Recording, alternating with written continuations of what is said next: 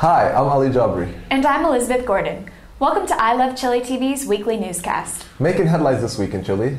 Commemorating 1 year after the earthquake.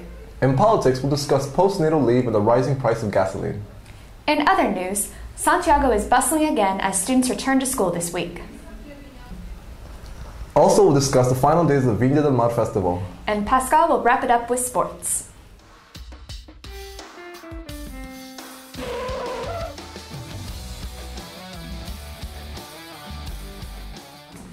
Last weekend, thousands of Chileans remembered the great earthquake and tsunami of February 27, 2010, which left 524 dead, 31 missing, and 800,000 people homeless.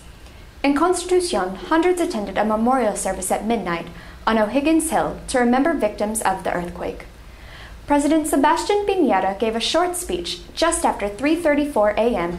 at Cocopquira in Biobío on the site of the quake's epicenter, saying that the government had not forgotten the victims, not even for a second. Piñera called for unity at this time, referring to criticism leveled at his authority by the opposition over the pace of the reconstruction efforts. However, inhabitants of Biobío region accused the government of slowness, with promised subsidies not being delivered. They also claim that the region authority has little concern for the plight of those left to pick up the pieces after the terrible events of February 27, 2010.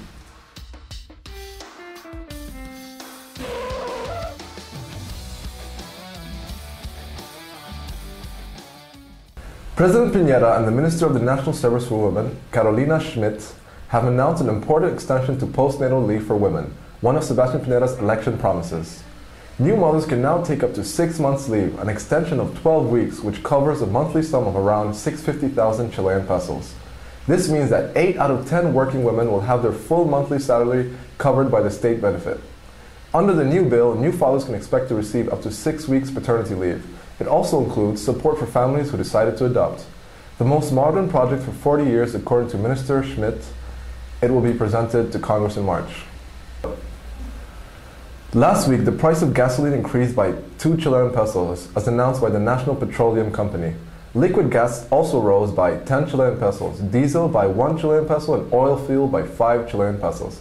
The state oil company declared that the crisis and ongoing demonstrations in Libya's pre-civil war scenario has provoked this extra increase in the price of oil.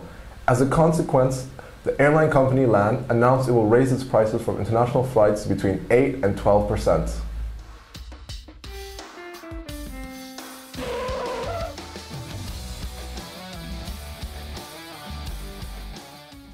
Summer holidays are officially over as students and workers alike return to schools and work this week. Expect roads and public transport to be busier as people go back to their normal daily duties. Did you return relaxed? According to recruitment firm Trabajando.com, many people suffer from post-holiday stress, feeling exhausted, lacking energy, and with little interest and motivation. If you're affected, experts recommend taking it slowly for the first few days in the office and avoid scheduling meetings right away. Elsewhere, the government and police launched a Return to School with Safety campaign designed to give students confidence and practical tools to avoid risks on their journey to college.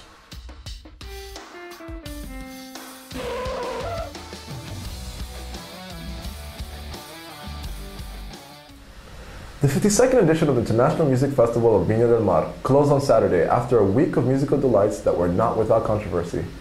Chilean singer Americo uncharacteristically spoke out against host Rafael Araneda and criticized the prize giving for being predetermined and not based on the audience reaction. Rap act Calle 13 caused a mini riot during their show and spoke out about everything from the lack of Chilean artists on the festival lineup, bringing onto the stage a range of local guest performers to the treatment of the Mapuche in Chile. Frontman Residente provocatively performed with Fuerza Mapuche written on his back. And on Friday, comedian Ricardo Meruane was booed off the stage after just 20 minutes, although he did have to follow a spectacular performance from Sting and the Orquesta Sinfónica de Chile, which had the audience demanding for more.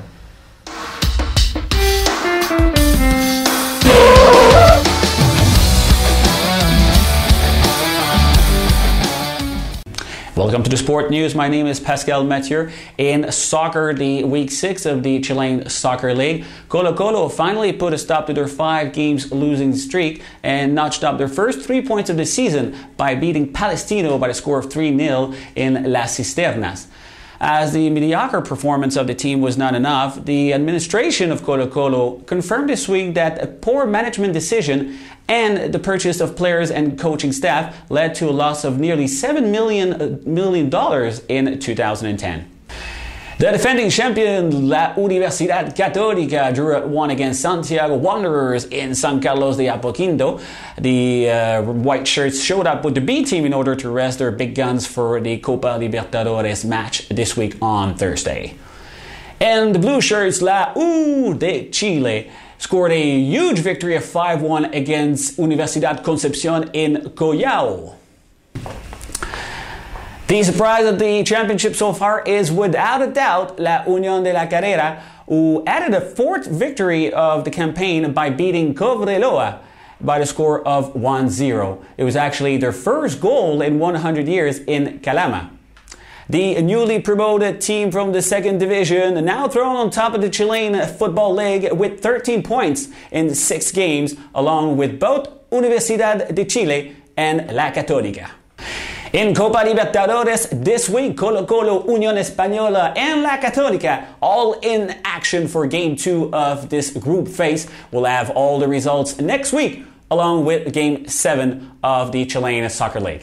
In tennis, the Copa Davis is set to be played this Friday, March 4 in Santiago at the Estadio Nacional. The host country, Chile, led by veteran Nicolas Massu and Paul Capdeville, will receive ranked number 6 in the world, the United States of America, led obviously by hard hitter Andy Roddick and big server John Isner. The tickets are on sale at feriaticket.cl and also on site on Friday.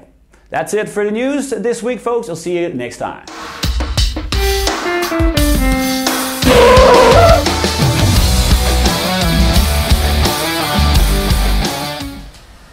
That's all for this edition of I Love Chile TV's weekly newscast. I'm Jabry, reminding you to visit I Love Chile on the web at ilovechile.cl. And I'm Elizabeth Gordon. Remember to watch I Love Chile TV every week to get your news about Chile in English. Thanks for watching.